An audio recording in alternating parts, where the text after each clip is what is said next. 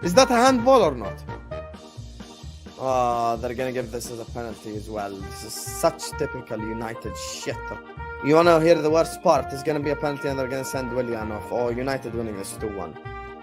No, but how can you know from that angle if it hit his hand? He's gonna give the penalty. Oh, God. Mitrovic wants to punch this referee, and rightfully so. That's shoulder right there. Here they go. Luke Shaw. I'm ending it.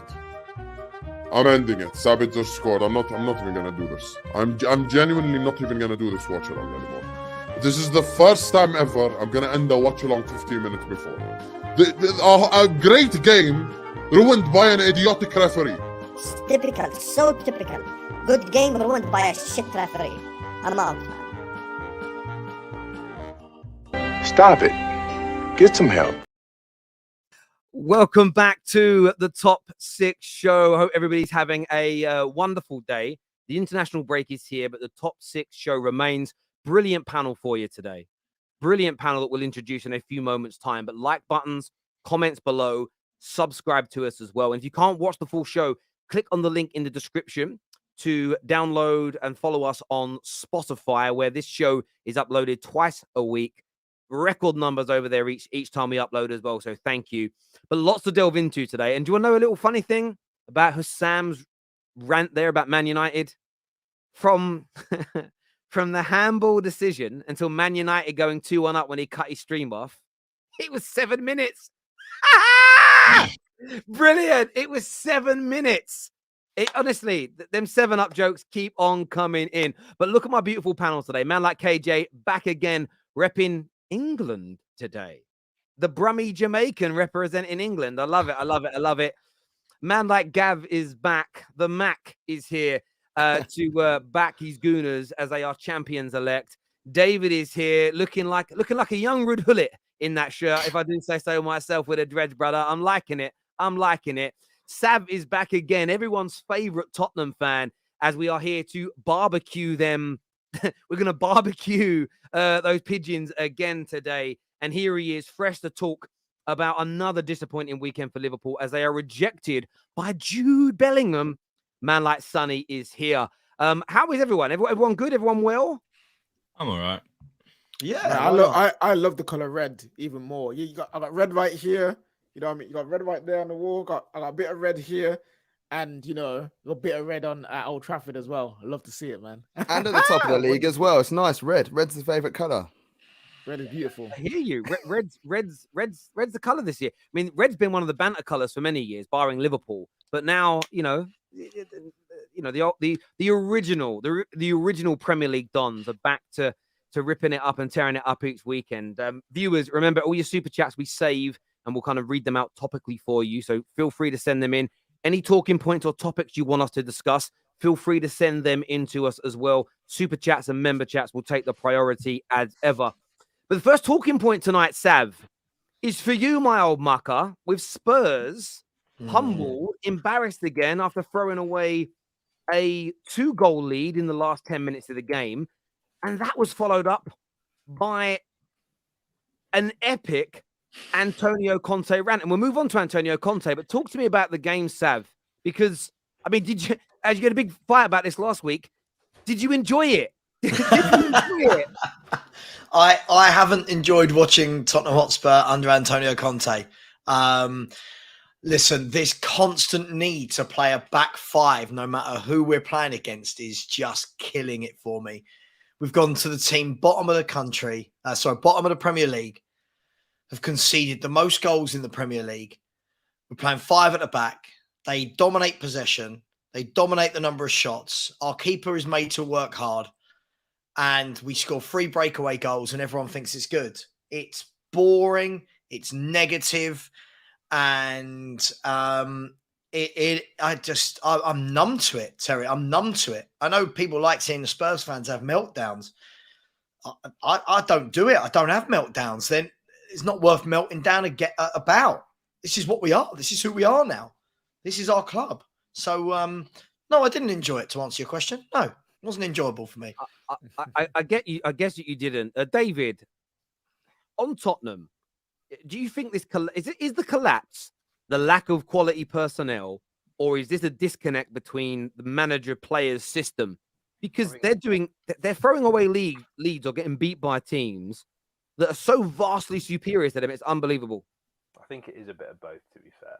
Like, playing a back five is not an issue. Playing a back five in 2023 with Eric Dyer is a massive issue. Like, that guy just shouldn't be playing football at this level anymore. He should be gone. And like, I get like Pedro Porro scored, but is he that good? I'm not too sure.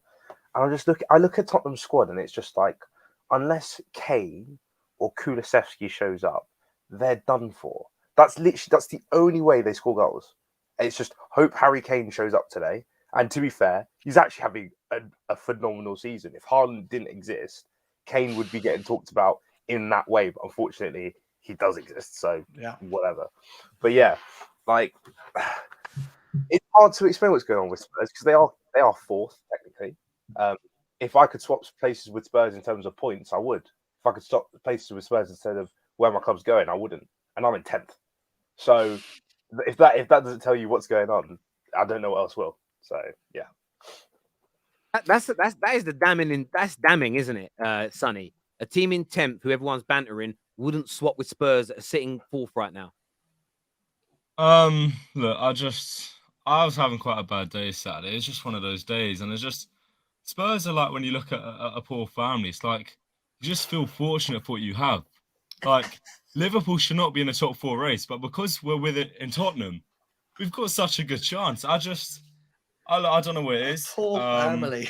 I love the Conte rant because I think he said everything what the club's about, what the club's been failing at, and I've seen Spurs fans didn't like that, and I just think this is why you support Spurs, because you're fighting against what's right. You're fighting against winning almost. I'm not speaking for you, Sav. I don't know if you said that. I've seen Spurs fans react to that Conte rant and going, you know what, get out of my club. Don't speak about my club. Sonny. Again, in football, you got to remember, sometimes it's not about what he said. What he said is absolutely correct. He basically said this is the history of the Tottenham. That is basically what he said in a long-winded form. But it's the way he's excusing himself from the whole situation. That's why Spurs fans are angry. It's kind of like, but wait, my brother, you're saying this, that, and the third about Spurs, but you're the man at the head of the ship. You're the cap. You are the captain right now. Look, you know what I mean? So he's talking about them as though he's a pundit on television, not their manager. Man did up prime Graham Souness, peak Roy Keane, and ripped into his team. It's like, brother, that's your team that you've been coaching for 18 months, brother. Yeah. This is partly on you as well. In fact, we can take a look here. We'll take a little look at what Antonio Conte had to say. Let's take a little look. The club paid us a lot of money. The players receive money. Me receive money. You understand? Not to find excuse and don't have spirit or don't show the sense of belongings or don't show sense of responsibility, because we are showing this, and for me this is unacceptable for me, because this is the first time in my career to see a situation like this. You know what's damning about this? Like, first time he's not going to win a trophy at a club, first time he's seeing a situation at a club. It is a madness. And until now I wasn't able to change, not to change, but compare last season, the situation went to become worst. Why, Antonio? It's honestly, I don't want to laugh. It's just, it's fun. It's mad that I've never seen anything like it in my life. But he's right. But he's right in what he said. He's right in what he says. But should he be saying this? He's right in some things, yeah. But I think the key thing for me, right? I've said this all day today, right? If you're gonna go in on the board, right? It felt to me that, like, I liken this to, like, if you're a boxer, right? The punches he landed on the players were knockout punches. He went in deep on the players. When it came to the board, it was a few little jabs to the body, but not really prepared to take that swing. Then when you hear yesterday that he's gone in to see the board and say, just to clarify, that wasn't about you, it was about the players. I'm like, no, if you're going to go in, right, stand up, turn around and say, I'm a winner. These owners don't have the same ambition. Drop the mic. I'm quitting. And then we all go, brilliant. Build a statue of the guy. He's a hero. But for me, it just feels that there's too much blame on everyone else. Like in the last 5 games, that's Sheffield United away, Wolves away, Nottingham Forest, Milan at home, and Southampton away. 4 of those teams, one of them's in the Championship, 3 were in the bottom 4 of the Premier League, and he can't get results. Now, yes, the players aren't the best, but are we saying that our squad isn't better than Sheffield United and Wolves and Southampton? And that, for me, should you is... not be blaming the players? No, the thing is, But Spurs fans are blaming the players. They're blaming. Yeah, everyone. it's all of them. They've got the gun, the hip.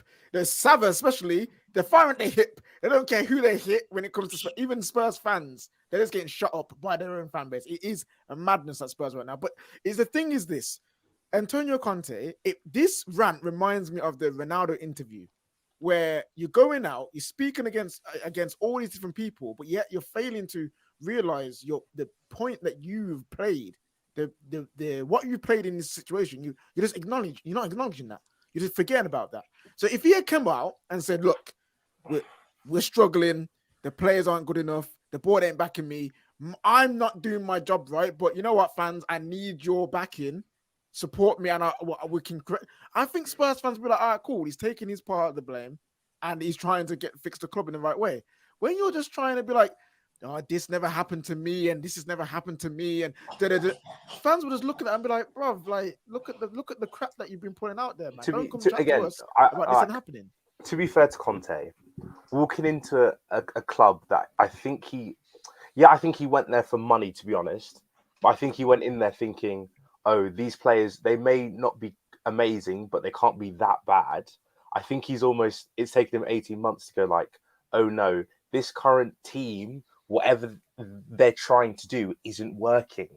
And like, it's hard to switch a mentality of a whole club in 18 months. He's been there 18 months. He's been there 18 months, but it's hard to switch that mentality. I'm sorry, you are to winning, considered one of the top managers in the world.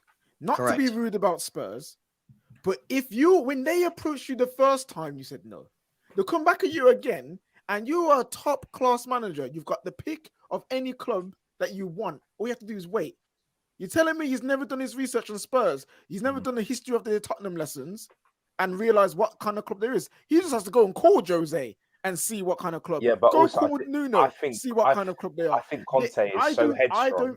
I'm sorry, David. I don't feel no sympathy for this brother because you had the option to say no. I don't think anyone's looking for sympathy. I don't think anyone's looking for sympathy on the Tottenham front. I'm just saying in general because I'm just saying I've got no sympathy for him at all. I mean, like if you look at the way that they play, it doesn't matter what manager goes in there. If you were to keep that same system right now, the system is disgusting. You know, the 3 at the back doesn't work, especially with 3 abject centre halves. And then when you look at that front 3, and they've got nobody feeding those guys, it just makes you. As a football fan, it makes you upset. As an Arsenal fan, it's great. But you want to be able to see like some form of creativity, even if they were to play Kane a little bit deeper and then put Richarlison through the middle or something like that. You know, you're not seeing anything. It's very obvious what Spurs go into every time. So you can't really blame the players so much. That is on Conte. Yeah, that is true. But Conte also rejected Maddison as well, which is crazy. Apparently they were going to go in for him. How would you play Maddison? Where does Maddison fit in this 3-4-3? He doesn't fit. You play, but you can make him fit though. This is the thing. But he's again. But the creativity comes from the manager. Sorry, the creativity comes from the manager to a degree, right? He's got to have the players, but he's football so drab. You could have peak Messi, KDB, and Bruno Fernandes in that team, and you play Conte's style. You're not creating too much. They are so negative from start to finish, and that's on him. And I see a lot of people saying he's right, but he's the guy that's meant to be fixing it. It's almost like, imagine when the country went into turmoil during lockdown. It's like Boris Johnson going on TV and ripping into the government about all the things that are going wrong and how bad they are, but talking like an outsider, talking like a pundit, talking like a fan or a rival. Antonio Conte is the man in charge. We all, when we have successful teams, I know that Sonny does it with Klopp. I know right now Gav is bigging up Mikel Arteta. Chelsea fans love Jose Mourinho. They love Carlo Ancelotti. Man United fans, of course, with Fergie. And right now with Ten Hag, our managers get all the praise. So when it goes wrong, a big percentage of blame, especially when it's on the field, and so the quality of teams they lose to and draw to regularly, has to go upon Antonio Conte. Of course, you do look upstairs. Did they appoint the right person? That's where it ends with. The board are massively to blame. But I used to say this about Jose, and I said it about Oli. It wasn't that I was never against them as managers. My focus was more on the board. But I still criticize the things that they did wrong. Seeing Antonio Conte do that is nothing short of embarrassing. The good news, maybe for Tottenham fans, is this has come out today that Spurs are considering all options under Antonio Conte's future, and his departure during the international break is very much possible. Sav, is the right thing to do to sack him and bring in an interim or a new manager now, or do you want him to try and still might land you top 4 for next year? Like, what do you want to see happen, bro? I don't even know. I'm just so numb to it, Terry. Look, at the end of the day, the guy's going at the end of the season. I think if he signs a new contract, he's crazy, having had an 18-month sample size to see how we operate. Is it worth sacking him now and bringing a lot of upheaval and change with 10 games left of the season? I'm not sure it is. Is he asking to be sacked? I'm not sure. All I know is this, Terry. This guy was never the right appointment. I told everybody and anybody I know at the time, this is not the right appointment for Tottenham Hotspur. You can't bring in a win-now manager to a shambles of a club, right? You bring in a win-now manager. For example, a win-now manager for me would be when Spurs finished second under Pochettino and he couldn't quite get over the line. That's the squad I want Antonio Conte picking up, right? With a couple of players sprinkled in and you go on, you're the winner. Now get them over the line. Bringing him in when you need to build an entire team, I just don't understand. That's not this guy, right? That's not who he is. So I'm not sure why people are surprised by what's happened. I'm not sure the fact that the guy signed an 18-month contract has got to be the biggest clue to everyone. Red flag, right? It's David, didn't it? Right? What a massive red flag. He signed an 18-month contract, and then people are going, "Get behind him." Sorry, what am I getting behind? Somebody who's here in the interim. Do you know? I likened it to if you start dating a girl, right? You start dating a girl before you go to that stage of, yeah, we're together. And I'm asking her out and she's going, "Oh, I'll let you know in 3 months." Well, hang on, what? What's going on here? Hang on, why am I committing to you? Like, do you know what I mean? This is Are you still waiting for her? Or No, I got her to marry me in the end, Terry. It was all right. She married me. She married me on an 18, 20-year contract. She's got. Why don't you stick with Conte and it works in that situation? but listen. But the thing is, the thing is, what I keep hearing, Sonny, is this: loads of people say to fans like me, "Get behind Conte, back him. You can't sack another manager." This isn't sacking another manager. This is a manager that, at the moment, his contract runs out in the next 10 weeks. This is a case of if he truly believed this was the right club for him, and Daniel Levy truly believed he was the right manager, why did both of them sign an 18-month contract? Why? It's hard because sack him now, cool. But who comes in for the last 10 weeks of the game in a crucial part of the season where it's not like you guys have got top 4 wrapped up and the players are just not happy, so you're just going to be like, screw it, just get rid of him and you will just see the last 10 games out and we'll just be in top 4. You guys are still fighting for top 4. You know that matters to your football club. Like, that's what I really care about, really. Matters to the owner, yeah. Yeah, that and flipping F1 and concerts, you know what I mean? Like, that's what they care about right now. But if you sack him now, there's no option. Who are they going to bring in? Because I'm hearing people say Enrique. Bro, you think Enrique is coming in mid-season? And just after Conte, he ain't doing that. Like, no. They'd have Ryan Mason. They'd have Ryan Mason in the interim.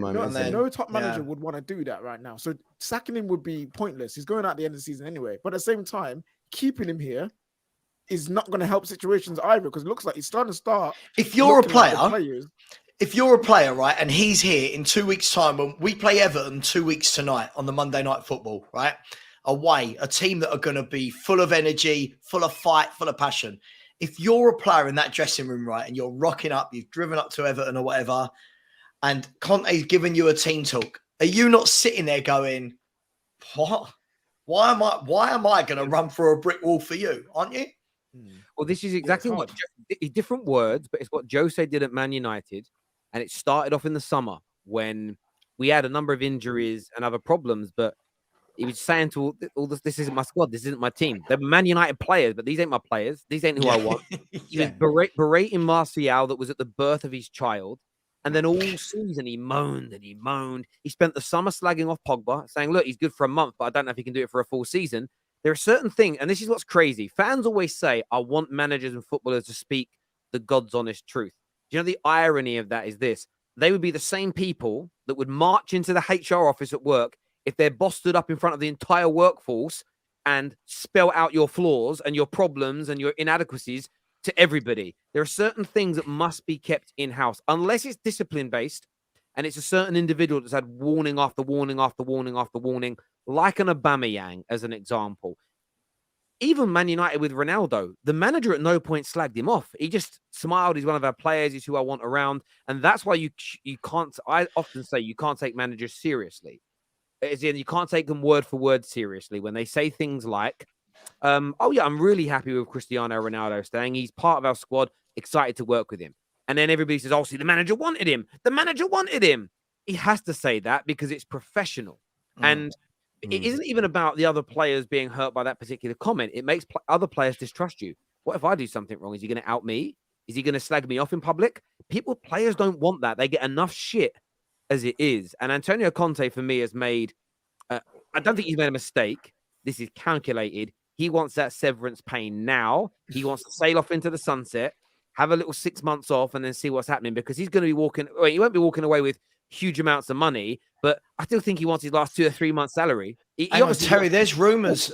There's rumors though that he's got a clause in the contract that says if he's sacked before his contract ends, he gets a year payout.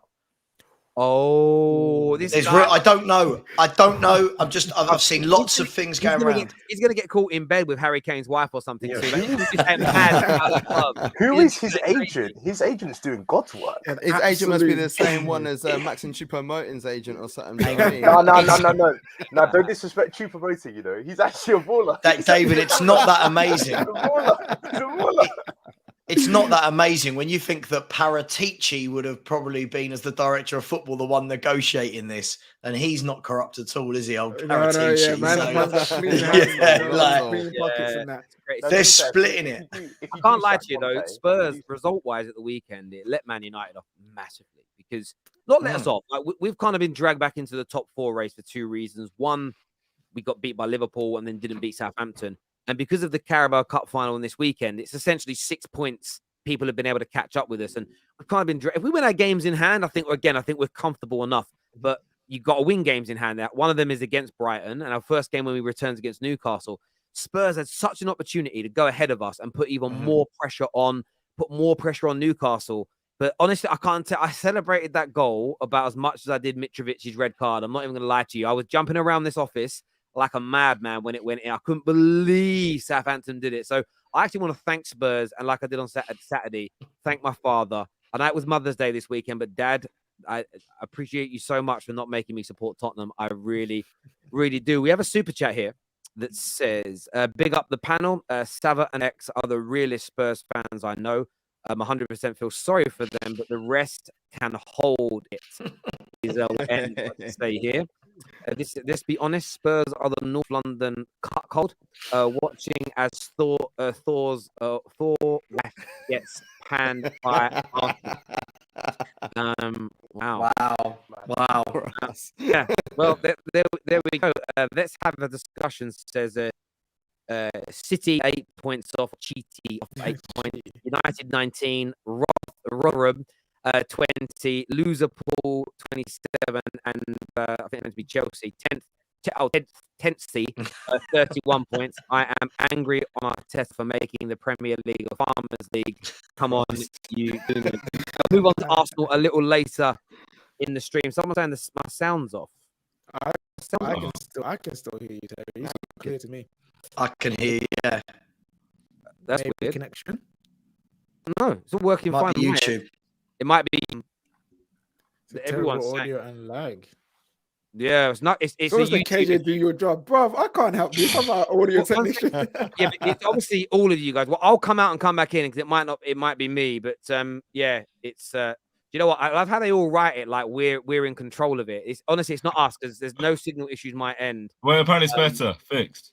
Yeah, guys, I want to let everyone know there's nothing to do with us. It's a YouTube issue. So, but thank you very much for letting us know. But a big YouTube issue there. But thank you. But I don't know. What do you guys remember me saying? What was I saying before We're the? talking about Conte and him being I'm going to ask the YouTube the viewers. Viewers, what was the last thing you heard me saying before it all went funny? Let us know. What was I saying? Wife getting pammed, apparently. Yeah, you had a super chat. You were thanking your dad for not making you support Tottenham. I swear I was saying something. You else. read a super chat about Arsenal making it into a Farmers League. And then it's oh yeah, they let those teams off the hook massively. They heard, but they said it was horrible. But okay, cool. We're gonna move on now. We're gonna move on and look at Liverpool. And they didn't play this weekend, but Bellingham is now likely to join Manchester City or Real Madrid, but not Liverpool. The media brief, Sonny, is that you guys can't afford him. You know, you guys can't afford him. You don't have the money for him. It's going to be too expensive. My take is you've been rejected by Bellingham, but how are you feeling about this, first of all? And how annoyed are you with your club? But actually, before we do that, this is what Dom Hussein had to say about it today. He said, F every single top red, see you next Tuesday. F all the people who back the owners. F your squad depth charts. F your Henderson prop. F your lies. F the shit you said on camera all summer long. F you. This is why I scream, why I shout, not for views, for reality. Are you as angry as Hussam?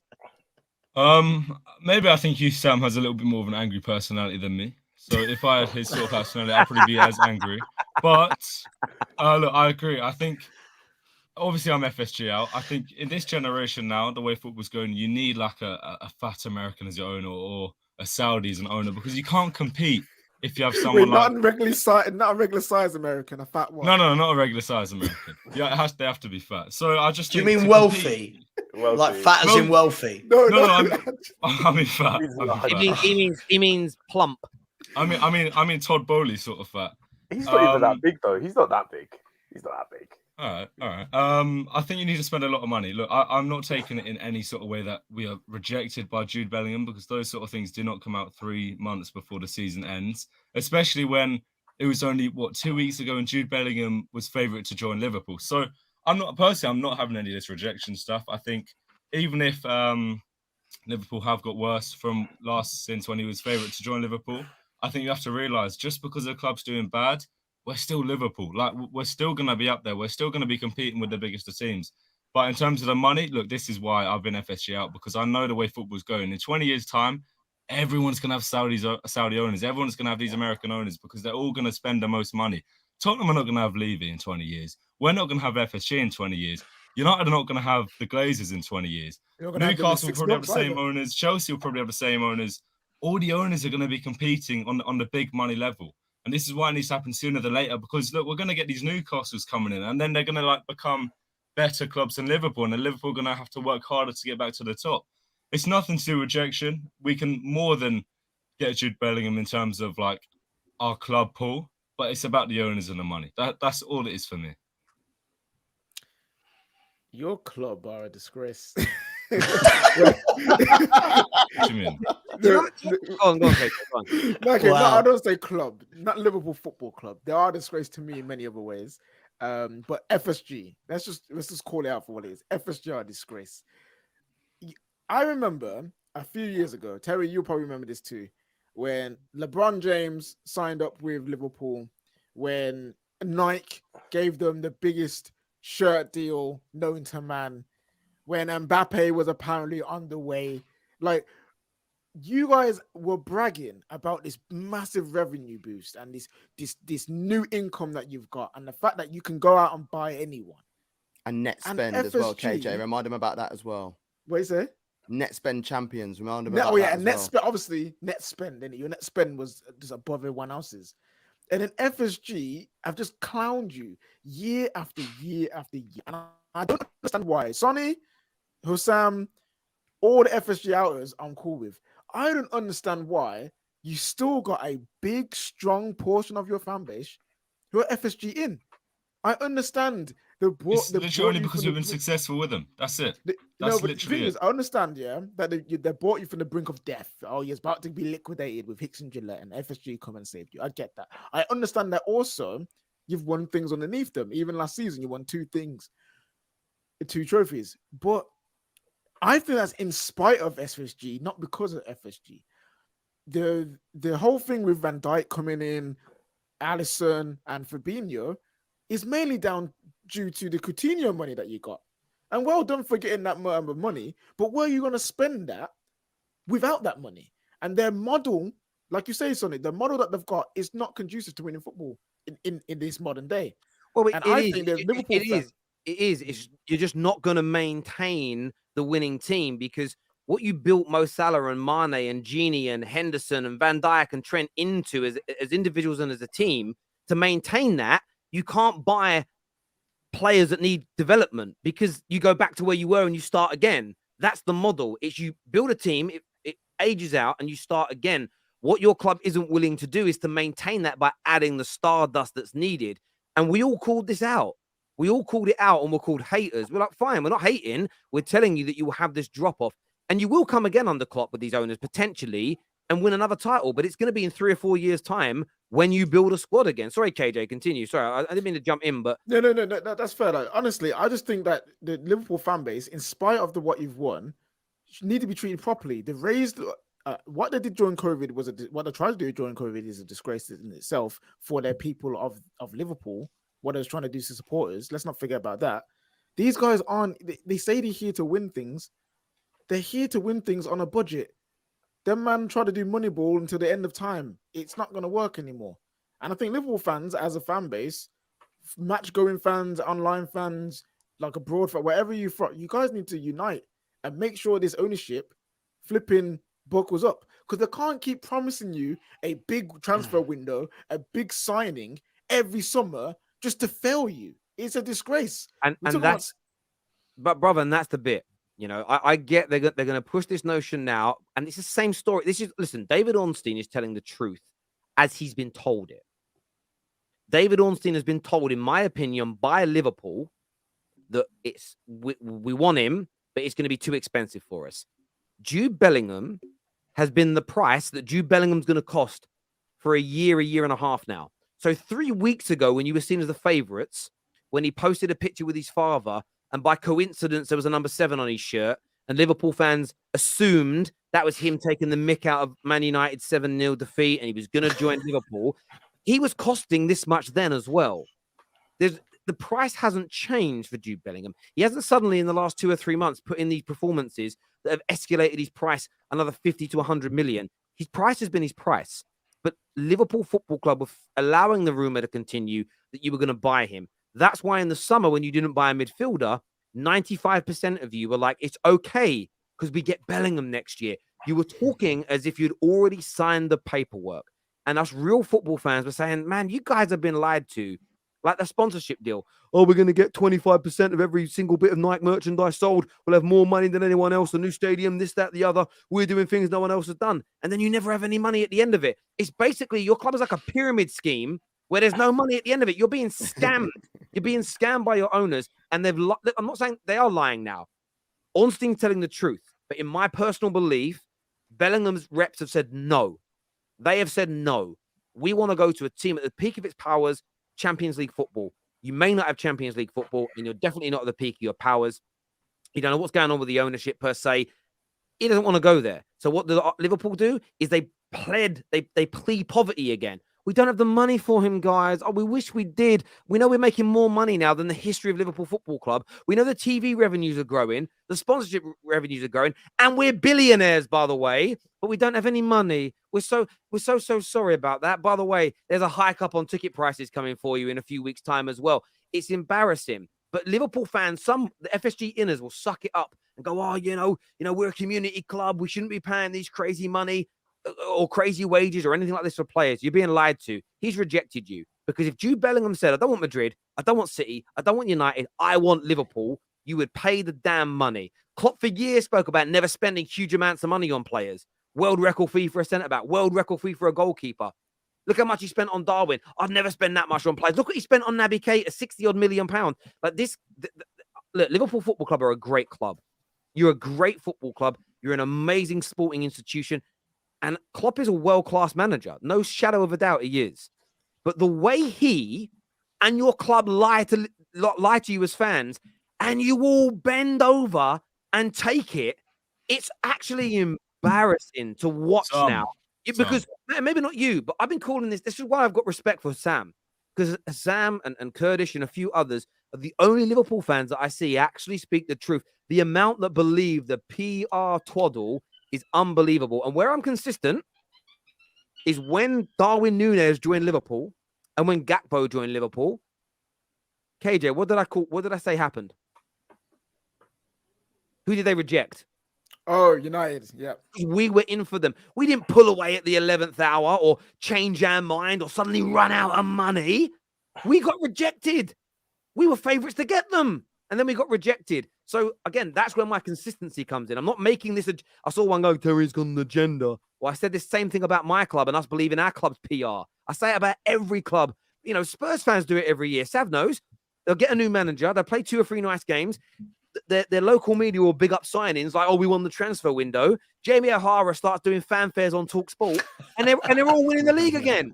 The way football fans buy into the club's PR is embarrassing. Read the room, read between the lines, and engage your goddamn brains. You're being lied to, Liverpool fans. Bellingham has said no, and instead of taking it on the chin and taking it out on your football club, you're gonna actually. They'll even trust me. They will try and turn this into a moral victory for humanity. They will turn it into a moral victory for humanity. We are not, because we're not spending outrageous amounts of money on people whilst paying one of their players 300 grand a week. Shut up. And watch them now. And watch, again, Sonny won't do this, but watch a lot of Liverpool fan base now go from not wanting Mason Mount to now being like, actually, Mason Mount, he's actually a good price who will fit the profile. You know what? That's a smart move from Klopp and FSG for not spending on Bellingham and getting a good midfielder in Mason Mount. I can swear to God, Arsenal did exactly the same thing. Arsenal fans did exactly the same thing about Mudryk and Trossard. All these videos going out, twerking in front, saying, I've been watching Mudryk for many years. No, you went. No, you went. You probably saw 20 minutes against Celtic when you're waiting to look another game in the Champions League, a competition that we haven't been in for 7 years. And it's Mudryk does this. Oh, Mudryk does that. Oh, look at this. Look at this Instagram post that Mudryk put up. And as soon as he went to Chelsea, it's like, we didn't want him anyway. Oh, how can you justify spending £85 million on that? And then start dancing and singing for Trossard. I was one of the people that turned around and said Trossard at the beginning of the season would be a good signing, and Arsenal fans started battering me for it. Oh, we should be looking at better. We should be looking at better. I was like, Trossard's decent. You don't. If you're terrible, you don't get picked for Belgium. You don't start games. You don't score the number of goals that you have playing for Belgium and have the number of caps as you would have done. Do you know what I mean? So it's the same sort of things that's happening there, and it's happening right now for Mount. Like all the video, you've seen the videos starting to go around on YouTube and that. Mason Mount wearing a Liverpool shirt. Oh, he's going to lead our midfield. A team's going to get built around him. Absolutely. Look, and Big Man here says, "Lol, Trossard is class." Yeah, Gav's saying that. His point was, if you'd have said online in mid-Jan, I prefer Trossard over Mudryk, the PR-loving Arsenal fans online would have roasted you for it. Roasted you for it. And that's what's being said here. You'll now get that change. Like I actually got a Liverpool fan, a very prominent Liverpool fan, who texted me the other day privately after all the Jude stuff came out, going, you and everyone else are going to have to apologize because we're getting him now. I enjoyed messaging in this morning. It was again, I don't even mean it rudely. If Liverpool were firing on all cylinders, I truly believe you'd have signed him. You've got the capabilities, but Jude Bellingham has the option of City, Madrid, and Liverpool. Right now, he isn't picking anybody but the other two. Your club is in, and you can turn it around quickly. And it could be turned around in a summer if you invest right. But he's going to cost 120 million pounds. He's that damn good. But there we go. We've got some super chats here I want to do. This here says, karma is a bitch. These Liverpool fans are the same people who raise banners of Glazer in at Old Trafford. For Sam with the Qatar flag in his name just to know they are buying United. Yeah, I mean, that's the funniest bit of banter all year. He's basically going to be a United fan now. When you think Liverpool will win the league again, Sonny? I don't know. If we get Jude Bellingham this summer, I will give it. I think we can be in a race next season. I don't think we'll win it, but I think we'll be up there next season. No. So I think the safe answer is probably in the next 5 years.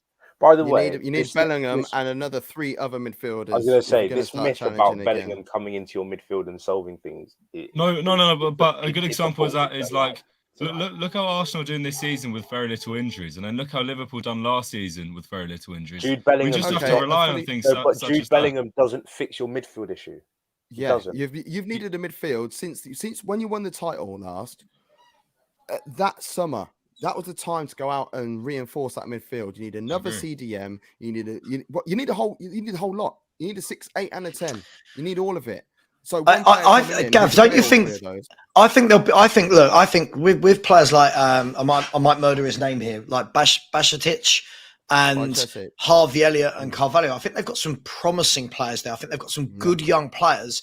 But they definitely, even if they got a Bellingham, I think they do need that experienced leader to play with Bellingham, and then one of those to play with him. I don't think they've got one. They've got one. They're giving James Milner a year extension. There's your experience there. They can have Eric Dyer. He used to play defensive midfield. He can go. He can have Elneny as well. You know what? Yeah, David started this train before me in it, but I'm on it now. Thiago Alcantara has been such a massive flop.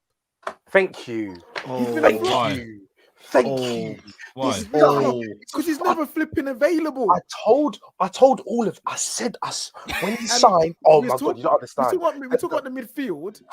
People like to act like he's not there. They focus on Milner. They focus on Keita. They focus on Oxlade-Chamberlain. Fabinho's declining. They focus on all these players, but no talk for Thiago.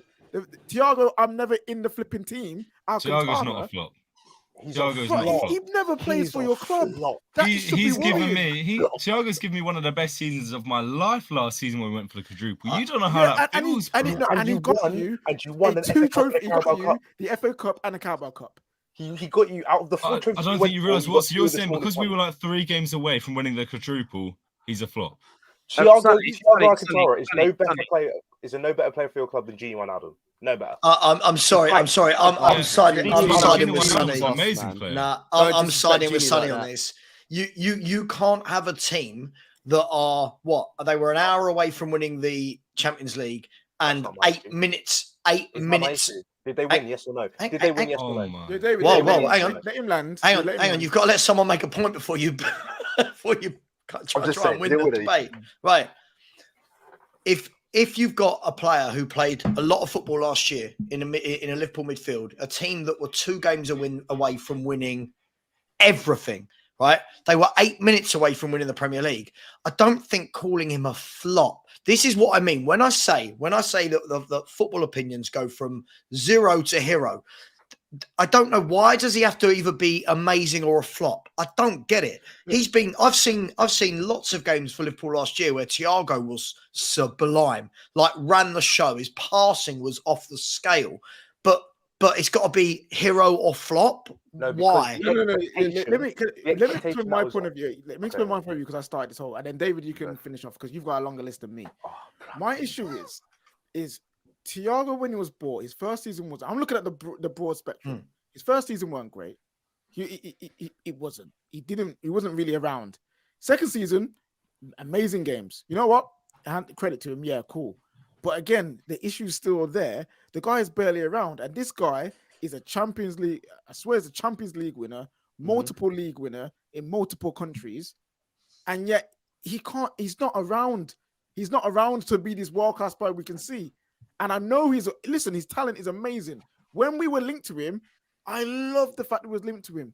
But now that we're looking at what he's produced, I can't say that it's been amazing. Maybe if you want to say floppy Charles, cool. But I don't think he's been that great. And he's part of the midfield problems because he's never there.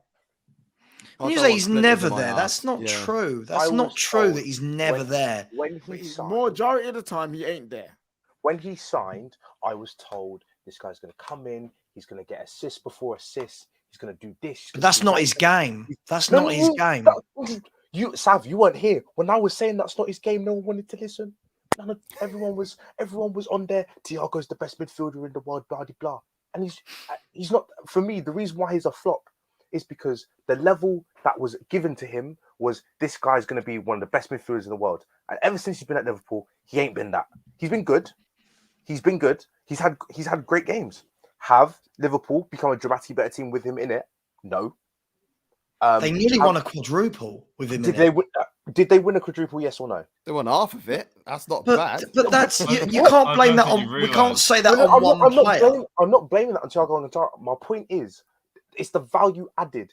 Did Liverpool become a better team with Thiago in it? Yes, because they nearly won a quadruple. But by how much? Yes. No, they did not. If you're looking at that, Liverpool's last team last season was not Liverpool's best team under Jurgen Klopp. Not even close. Yes, it was. Yes, it No, was. it was not. Yes, it No, was. it Yes, it wasn't. was. Yes, it was. It wasn't. I don't think it is No, it because wasn't. you didn't win the It's league or Champions League. The Exactly. two biggest. What are we talking about here? No, you can't say that. Hang on. Let me finish, please. Go on. What you nearly achieved was sensational, fighting on in all those trophies, but you didn't win two of them. So it's still. I still think you had a very good season, by the way, and that's why this season is such an embarrassment for you to go from where you were to where you are now. Is one of the biggest drop-offs I've seen from an elite level side in a long time. We didn't just win. Man United was massive, but we didn't have Fergie anymore. We literally changed managers to have the same manager to have spent record amounts on an attacker and to drop off this much is huge. But your seasons where you won the league at a canter and where you won the Premier League and Champions League and came second, you were a better team those years. And although, in my opinion, you were, because you won the two hardest competitions in the world to win, the Champions League and the Premier League. So, and I understand that you won the two domestic trophies and you went for all four, but you definitely take winning the Champions League over winning an FA Cup and a Carabao Cup. Yeah, no, I would, but that doesn't make you a greater team. I don't think that makes you. I don't think that makes you the better team. I'm just saying this. I think last season's team was very good, but the teams that won the Premier League and the Champions League were better than last year, in my opinion. 100%. I disagree. I think it's so unfair to base it off two games. It is based off two games. It is based off two. Yeah, but it isn't though, because it's based on the whole season. No, because if Liverpool's start to last season was better, they would have won the league. They had to play catch up by 12 points because they lost multiple games. It wasn't about the last. You know when people say a bad refereeing decision could relegate a team?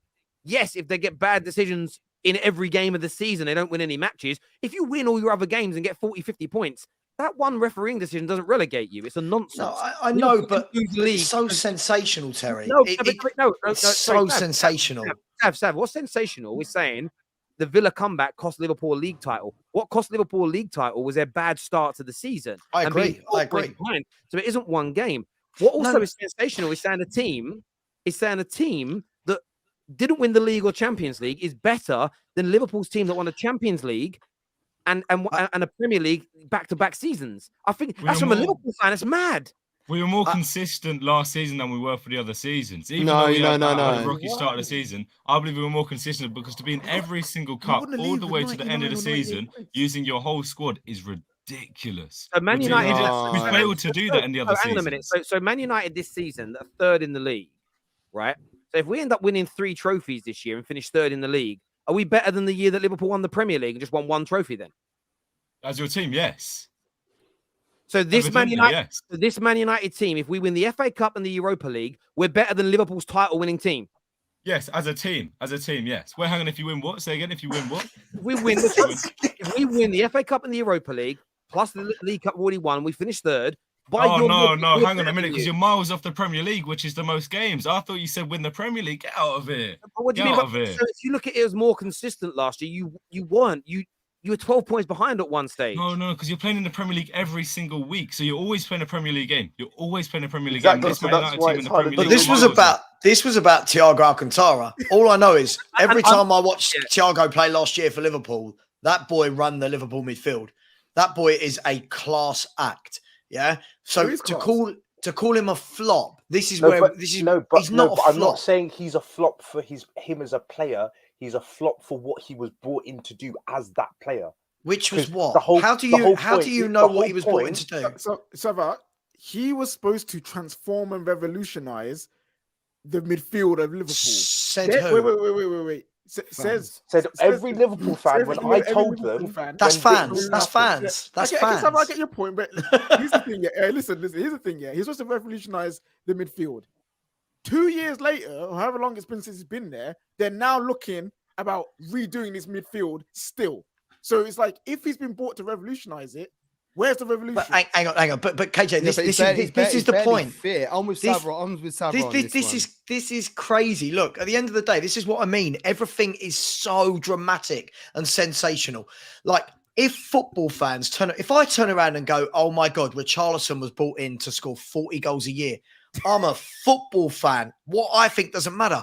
I don't know what he was brought in to do from the club, right? No Liverpool fan knows, right? Thiago Alcantara, for me, was clearly a stopgap for a couple of years. Yeah. This was a player to give a squad option. Yeah. And was a stopgap. I don't know. Why is that funny? But you literally just told me he's world class. So how stopgap world class player? Okay. Well, hang on. You didn't hear the words world class come out my mouth? That's not true. Didn't hear those words come out of my mouth. He's a class act and he runs. Right, he's a class act. He's a class act. Yeah, and he runs midfield. But he's a stopgap. He didn't say it's world class. Right, no, hang on. No. Right, hang on. Can we bring? Hang on. Let's bring a bit of sensibleness to this. This is where football fans get so silly. When I say a stopgap, what I mean is when you bring in Thiago at that age, you're not bringing him in to run your midfield for the next 5-6 years. You know you're getting a short shelf life out of him.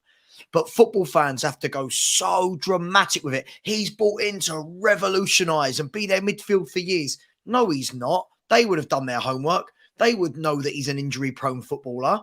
Yeah? But what he was brought in to do, when I saw him playing last year, he was sublime. He was brilliant.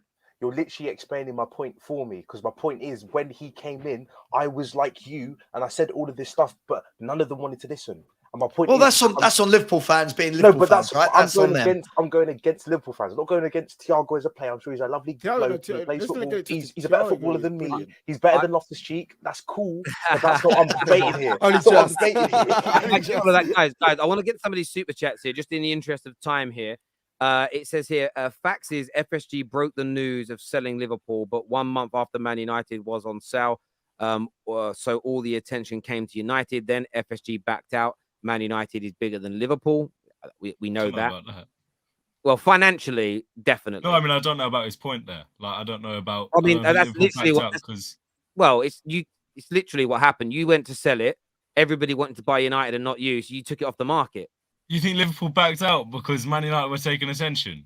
If you would have been offered, maybe not in those basic senses, but if you guys were getting offers like we were getting offers, FSG would have sold. But they weren't getting offers of enough money, so they're keeping hold of the football club. Qataris even said because it's an asset for them. The Qataris have come out and said they looked at it, but then Man United came on the market. Evening, Terry and everyone. Problem YouTube Liverpool channels have who have inclusive interviews with Klopp and the players. Yeah, I know a lot of people talk about that a lot. Terry, seems like it's hard to find a City fan for the shows. Nobbins is on holiday, but we've had a lot of City fans on recently. We had 2 City fans on about 2 weeks ago. That's not true, my friend. But if anyone's a City fan, they want to come on and put the camera on, let us know. We'll come back to the Arsenal one a little bit later. In my opinion, Jude Bellingham is best going forward. We don't want the Pogba thing to happen to Jude as well. People think because he's tall and physical, he's better, deeper. I think it's a very, very good point. He doesn't play deep for Dortmund, really. I watch him week in, week out. He ain't that player. Just don't. Yeah, like, yeah, Exactly that. absolutely. Season we won the Champions League at Bayern. He was top 2 midfielders in the world, and he was quality when he first joined. Plagued with injuries. Flop is very harsh, is what this. He only played 25 games that season for Bayern as well. So there you go with the injury front.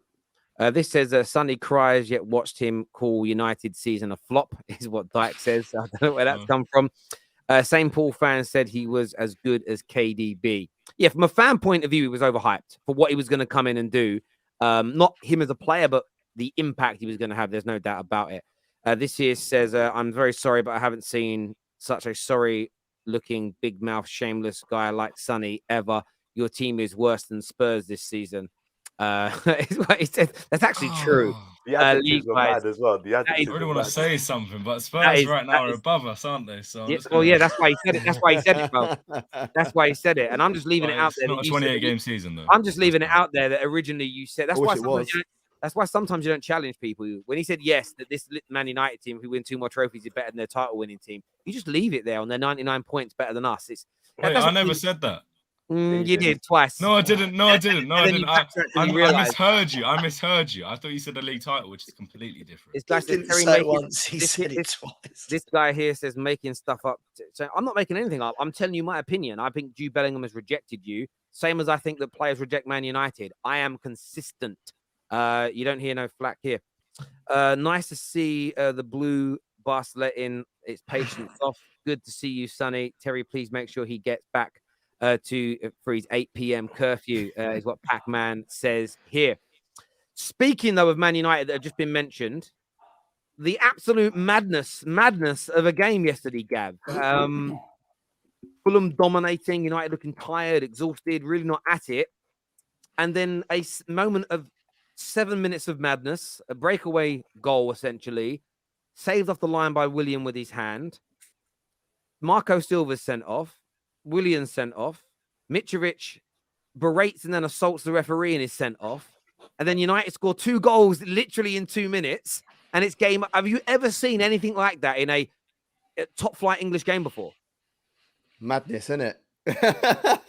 Madness. But I just want to give I doubt he's watching the show, but Chris Kavanagh, who's in the middle, is actually a mate of mine as well. Big shout to him for dealing with that situation as he did, because I just think, you know, all this stuff that happened with Bruno a couple of weeks ago, it might look a little bit weak. Oh, yeah, he just tapped him, whatever. But as an ex-referee myself, and seen being physically abused, being verbally abused in games before, and then to see things like that happen, it's about time that sort of like gets cut out of the game. I just wanted to make sure that was said. In terms of have I seen anything like that in a top flight game? No. But did you see about the Bolivia game yesterday that had like 42 minutes injury time at the end? No. I'll find a link away from it because that's a different story for a different time, but it's jokes. But no, that was a madness there. And you know what? Yeah, when the game started, I was thinking, well, before the game started, I was like, right, okay, Man United need to get this done. And like Fulham's form has been awful, but it's a cup game and it's a one-off game, you know. So I think at times Man United felt, I think they were a little bit complacent at times, but then Fulham, they made a rod for their own back. The fact that Willian even pointed to his hand and said, "Oh, sorry, ref, it just hit my hand, but my hand was tight up here, yeah, so it's fine. But it hit my hand, but it's cool. I don't care if it was on the line." Do you know what I mean? Like he could have done something different.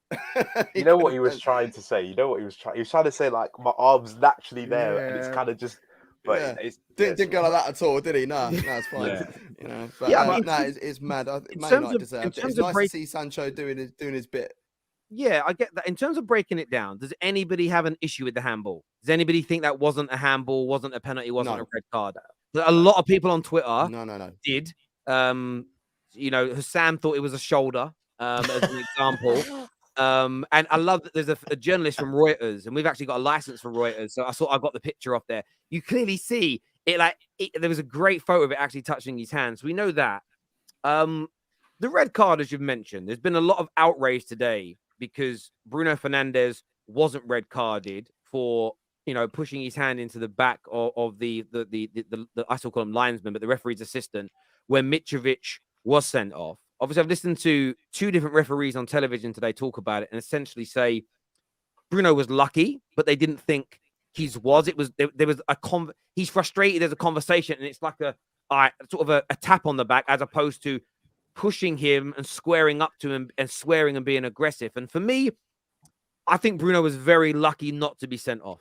And I said it on my stream afterwards. Very lucky. It was a disgrace what he did. And I said that he was very lucky not to be sent off for what he did. Interestingly, a lot of referees defended Bruno Fernandes and kind of said it wasn't as bad as people made out, but I still stand by my view.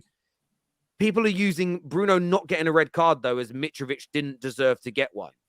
Is that just sour grapes because it benefited Man United? So they're using a bit of whataboutism?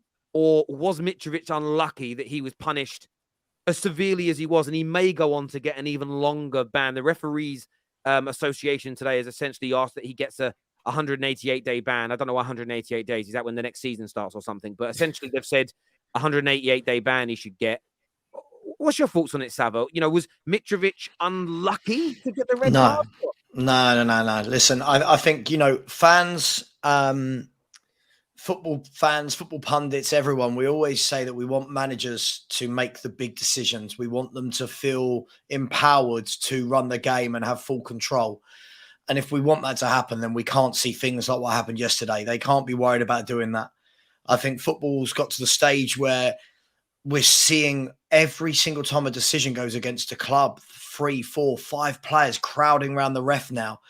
And something's got to stop. And unfortunately, it needed this incident to happen for them to make an example of it.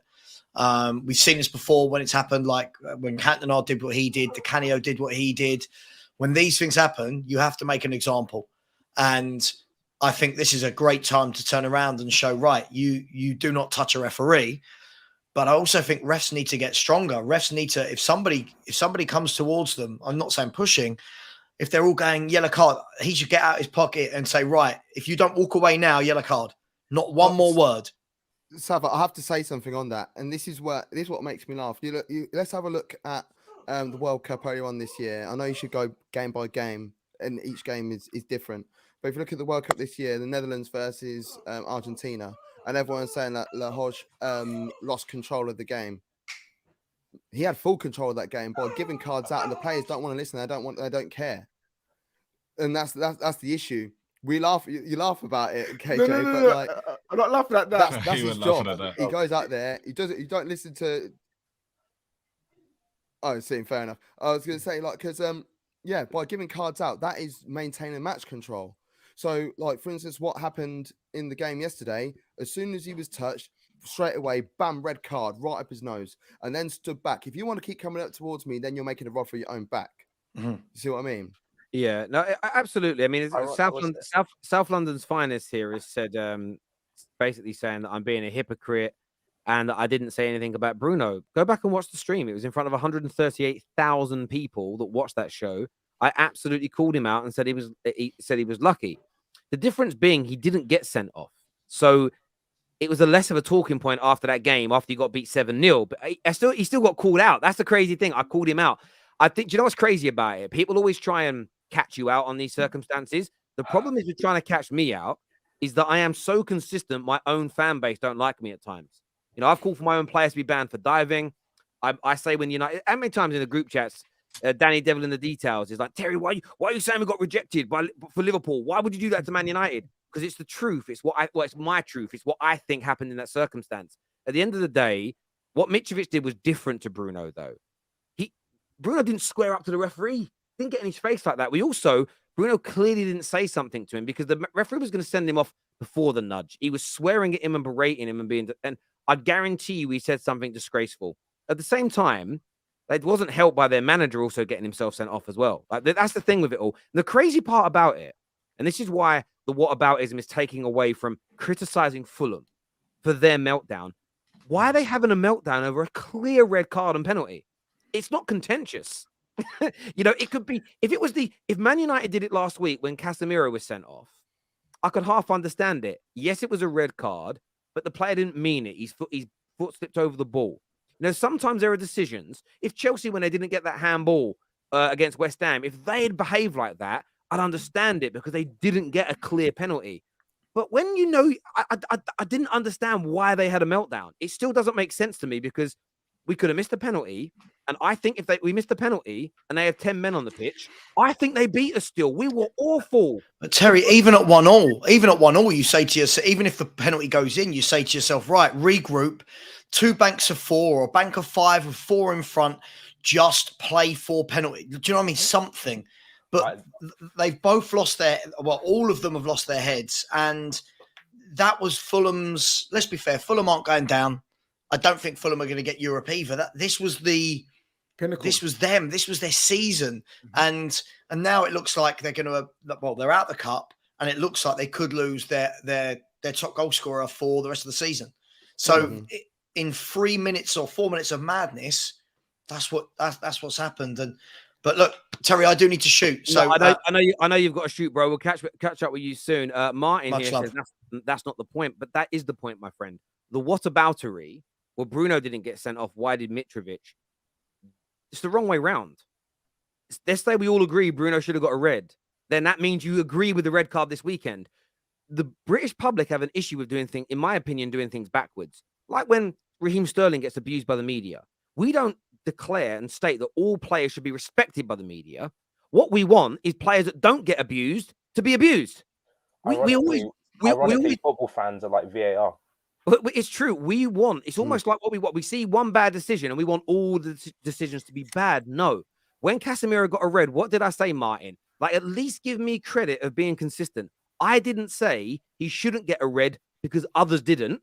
I said everyone should have been given a red for their red card challenges. I'm not saying keep making bad decisions. I'm saying make more of the right decisions, make more of the right calls. So if Bruno would have got banned for what he did, I would not have complained about it. Therefore, I'm not going to complain that Mitrovic was rightly sent off because it's what you all asked for after the Bruno incident. So you should be saying, well done. Not that's wrong. You said it was wrong and you should be sent off for it. Now you're changing your stance. Punch up, not down. It's crazy. Why do you want things to get worse and not better? It don't make sense to me, Martin. I know why it makes sense because this is what I keep saying. The fact no one cares about bad refereeing. They care about if it impacts their team or if a rival benefits. And if every week there's bad decisions, but your team benefited, you'd never want it to change.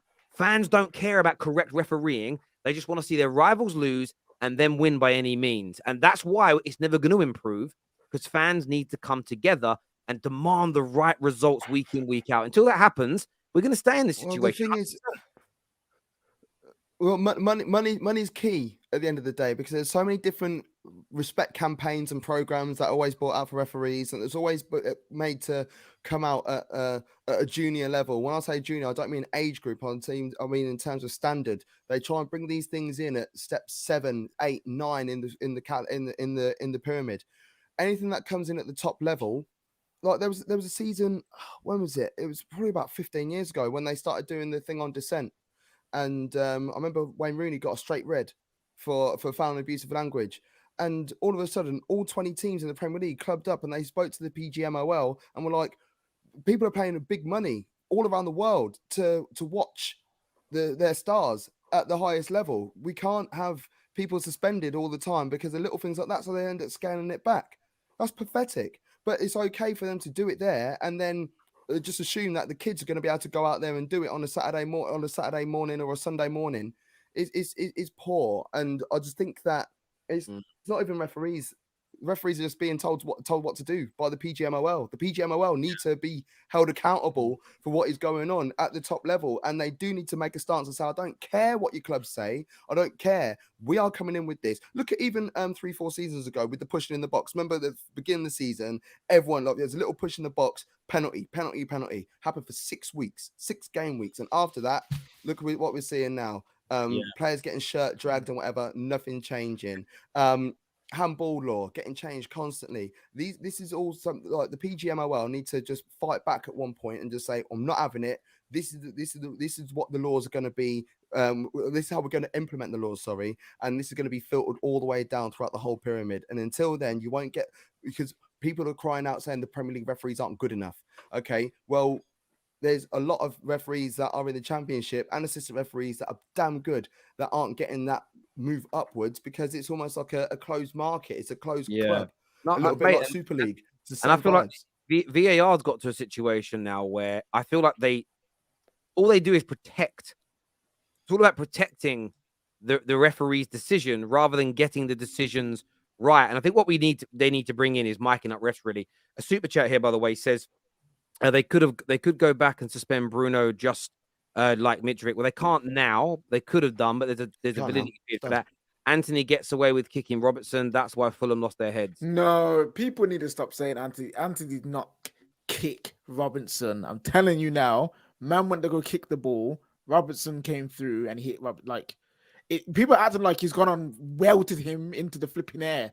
He got tapped, if anything. Like it's minor stuff, he did kick out. Referee needs to go have a quiet word in his ear at least. Yeah, but I'm telling you, he's kicking out the ball. That's what they say. I saw Yeah, that. but he did, and again, it wasn't a red card; it was a yellow card at best. And this is the thing. This is what happens when Man United the week before we had. I mean, look at the penalty that Spurs got. Sorry, Spurs conceded. There was contact, and it was a penalty. There was far less contact than what Rashford got taken down with a week prior. What Bruno got taken down with a week prior. A handball for Liverpool given last week, and then fucking Southampton player almost hugged it on the floor, and it wasn't given to us. These things happen to all of our teams, but this week there are debates on all the channels, all the media outlets, because United benefited. If this was the other way around this weekend, you'd be getting the United player slammed for what he did. There'd be no debate about anything on the contrary. This comes down to bitter rivals that are raging that Man United won a game and went to the semis. This is all it comes down to, is that Man United won a game. If it was the other way around, it'd be, Bruno should be suspended. Whoever handballed off the line was an idiot and the manager disgraced. There'd be no talk about, but they were only angry because of this. No one said, Casemiro, look, I know he shouldn't have grabbed the guy by the neck, but he only did it. He only did it because somebody attacked one of his players first. And he was only defending his players. The referee should take into consideration that he was triggered by the rivals. Where was that conversation then? It was nowhere. So keep your bitterness behind closed doors because you're embarrassing yourselves. 110%. I'm also tired of the media feeling sorry for these teams that do stupidness against Man United. Like when Newcastle lost Pope, it was a flipping 2-week eulogy of how they're gonna do. I think they should rescind. I saw people say they should rescind the ban so we can play the final and then he can do the ban afterwards. Stop retrospective, it. Literally, honestly, when United do something and a smaller team, it's just crazy. It's just crazy. It really, really is. I've got some super chats here. First one says Bruno should have been banned at least their game retrospectively. So not a coincidence that the Mitrovic incident happened after the Bruno incident. So you think Mitrovic did it because Bruno got away with it? See, that's where you are clutching. Because, again, there's no way he went, right, well, I can do it now because Bruno did it. If that's true, then Bruno must be the most influential footballer in the world. Still, Mitrovic deserved their lengthy ban at this rate. And I didn't skip your super chat. We saved them, as we say. We saved them for the right time to speak. The mental gymnastics from Abu's is mind-blowing. If they came with as much energy with every decision, I'd take them seriously. I absolutely agree with you, my friend. It's probably because United benefited both times. That's exactly what it comes down to. If we get a decision go against us next week, there'll be zero talk anywhere about it, 110%. He ran that midfield, but it's not hard with that midfield, is what Eduardo says here. Up next on the show, voted for by the viewers, are talking about Arsenal. And the question I'm going to pose, I'm not going to go to Gab first on this because he's Arsenal. David, are Arsenal champions-elect? I think they are, but just because I think that's just what they're destined to do, more than anything. Because again, going to go back to it, they conceded 1.19 XG this weekend to Crystal Palace and only created 1.5 XG against Crystal Palace. So their actual difference isn't that much, but they went up against a Palace team that had lost their manager, have lost their goalkeeper and are playing 19-year-old in goal, and just like you just feel like Zaha hits the post when it's 0-0, comes back off of Ramsdale. How many times have you seen a ball hit a post, hit off a goalkeeper and go in, and then literally it just spirals perfectly and just stops? It's just one of those things where I'm not saying they're lucky, but it's just one of those things where it's like I just feel like it's destined to happen. That's just what I think it is. Like I said it when Argentina went to the final. I said it's just destined that they're going to win. I don't care about any stats in the world. Messi's just going to win because it's a World Cup final. He lost it once. He's going to do it now. That's it. It is just one of those games. And I just think that you're now getting to a stage where you're running out of games for it to be like, oh, they're going to lose. They're going to lose. They're going to lose. We're now literally, they're about 5-6 games away from just being like, oh, all we have to do is win 2 more games. That's it. And I'm looking at their games that they've got left. They can win. What they got to win? 7, 8 of those games? They can win that. Why would they not win that? They need 26 more points as of right now, but of course, out of 30, which sounds a lot. But if City drop any points, of course, that shrinks. If City lose against Liverpool, suddenly they need 23 points. And out of 30, it doesn't seem as much. So every time City drop points, that total decreases massively. And it's high pressure now with that 8-point gap. Like, Gav, obviously, we spoke on the match reaction. You've had a day or so now to kind of think about it now. 8 points clear. You must be feeling supremely confident with the way you're performing to bring home your first title in 2 decades. No. This is Arsenal Football Club we're talking about, man. Honestly, look, this is giving me 2008 vibes a lot, and a season where I genuinely believed we were going to win the league. I always thought it was done and dusted. We had an awful run where we were drawing and losing games against teams that we should be beating. And in the space of a couple of weeks, we played against your lot as well. And both games 1-0 up, both games lost 2-1.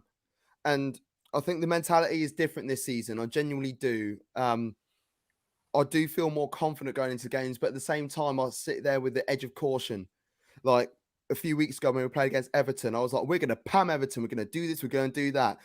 Everton have sacked Frank Lampard. I was like, oh, no. And, obviously we got beat. So then when Vieira lost his job last week, I'm thinking history is about to repeat itself, you know? But this time round, it does feel a little bit different. Now, I look at the fixtures that we've got left, and I look more at what we've got left more than what City have got, because I'm not a City fan. And even though I'm a massive football fan, I care more about Arsenal right now. I do know that City have got Liverpool when we come back after the break.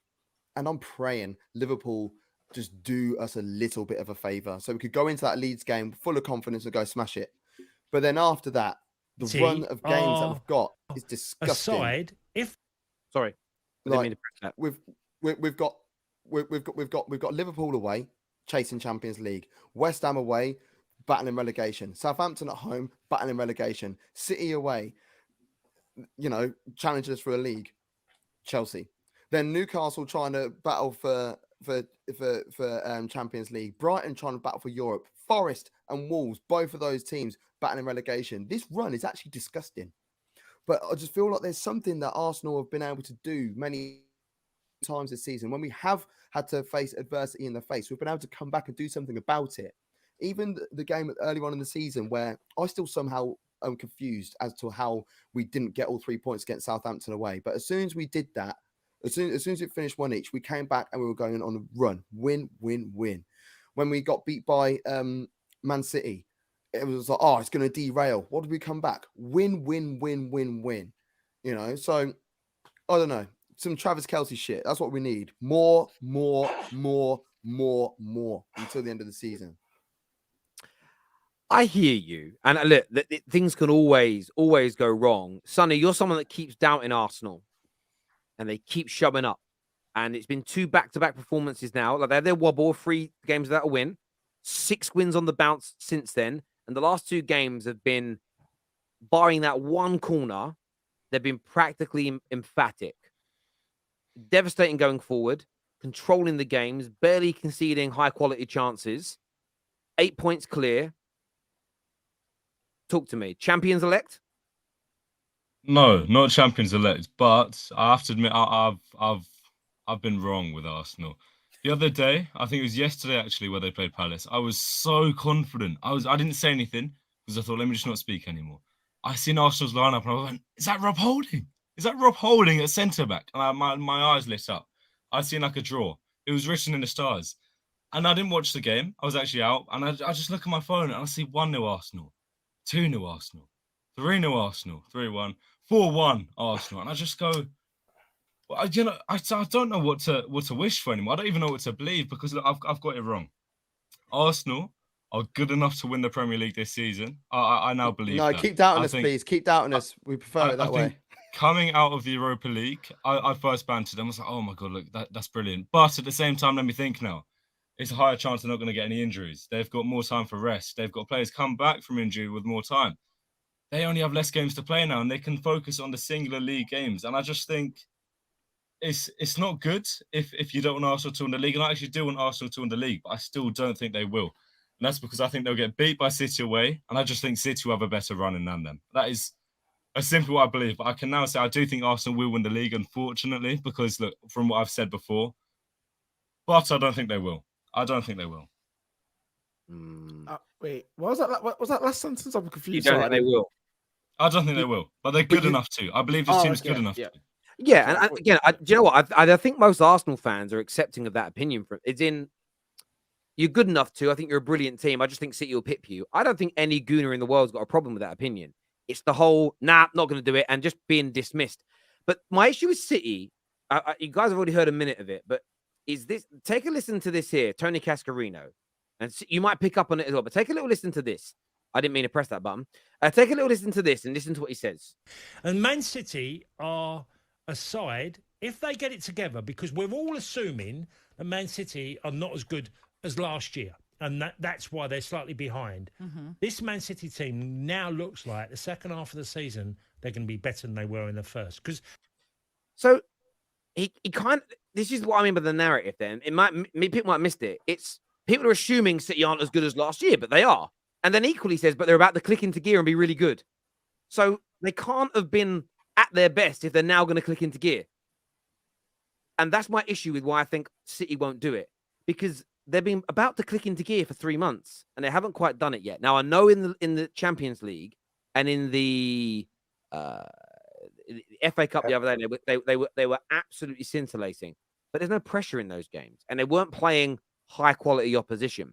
That 8-point gap is absolutely massive. 12-30 return. I know Liverpool's 12-30 games aren't that bad. They just cannot afford any slip-ups now. And that's a very different scenario. It's a very different scenario. And what Tony Cascarino said there, I've been hearing it for months now. This City team is just better than Arsenal. They've been better than Arsenal, but they'll click into gear soon. Why are people writing them off like they've been bad so far this year? And that double narrative, how can they be about to hit their best if they've already been at their best this season? And if they've been at their best this season and they're already 8 points behind, why are Arsenal being completely disregarded? Should you not predict City as potential champions? Of course you can think City are going to win the league. It's normal. But I think this weekend, every weekend, you see more and more people go like Sonny. I think I've been wrong about this Arsenal team. And every week that goes by, you get more and more converters just to believing that they're good enough to do it. You don't have to like them. You don't have to rate them. You don't have to enjoy them. But it's that intellectual honesty, which I'm personally looking for from people. Like, do you think Arsenal can win it? Because Sonny just 7 days ago went, no way, no chance. And now look at the difference. And I think Arsenal are hitting their groove earlier than City, and they still look better than City for me in the league. In the league, they still look better. It was only, as much as City have smashed up these teams, they struggled against Crystal Palace. I know they were away, so it's a little tougher, but they struggled hard. And yes, it was a penalty, but outside of that penalty, they weren't winning that game.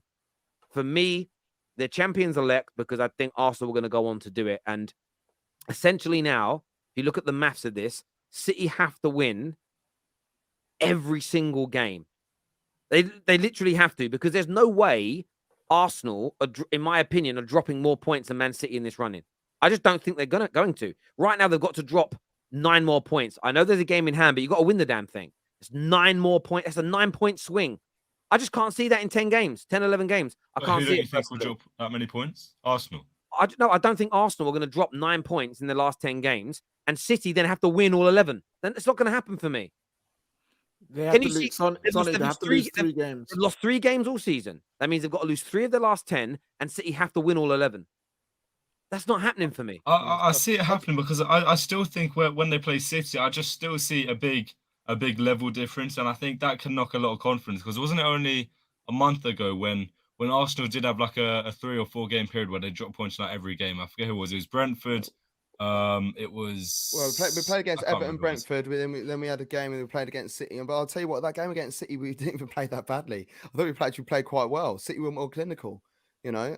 But the thing is, with Arsenal this season, when we have gone a goal down, like in seasons gone by, when Arsenal go a goal down, we know what the result's going to be. How often were Arsenal coming back to win games over the last 6-7 years against anyone, home or away? Whereas this season, you know, for a long period of the season, we'd only been behind for a very short amount of time. Like going up, like when after we got beat by Man United at Old Trafford, up until you know, pretty much the beginning of the year, I think we're only behind for something like 20 minutes in total. There's just something a little bit different happening at Arsenal right now. And as I said, I still don't believe we're going to go out there and win the league. I will believe it once it's mathematically impossible, because I've seen it happen before. I'm old enough to have seen Arsenal mess it up in 99, in 03, in 05, in 08, in 16. As an Arsenal fan, I don't feel that pressure, because if you don't win it, well, I do and I don't. It doesn't matter to me if you the club don't win it, but there is a thing going on at the minute which is not being spoken about, and I call it Operation Stop the Treble. Because City can win a damn treble this year. And again, like last year, nobody should be wanting City to win a treble, because it's an achievement only Man United have got, so I don't want it for that. But it's also an achievement they would have that would put them above, in terms of single season achievements, every single one of your football clubs. And I think these things matter. It's why nobody wanted Liverpool winning a quad, because it meant they'd completed football first, and it meant you'd never going to be able to, like, the likelihood of anybody else doing it was so low. So I want Arsenal to win it, because I know Man United can't, to stop you guys. But I don't feel the pressure you feel, and I understand that. There's a comment here that's addressed to me that says, what's your excuse going to be if they don't win the league, Terry? Well, there won't be an excuse. I'll analyze it and say why. If they lose 4 or 5 of their last 10 games, that would probably be called a collapse. And I'll say they collapsed and they didn't handle the pressure. You know, that's honestly the only way Arsenal throw this away now is collapsing. Because you can afford to even lose. Look, City, for me, are not going to win 11 games on the bounce. So Arsenal could probably afford to lose 2 games in these last 10.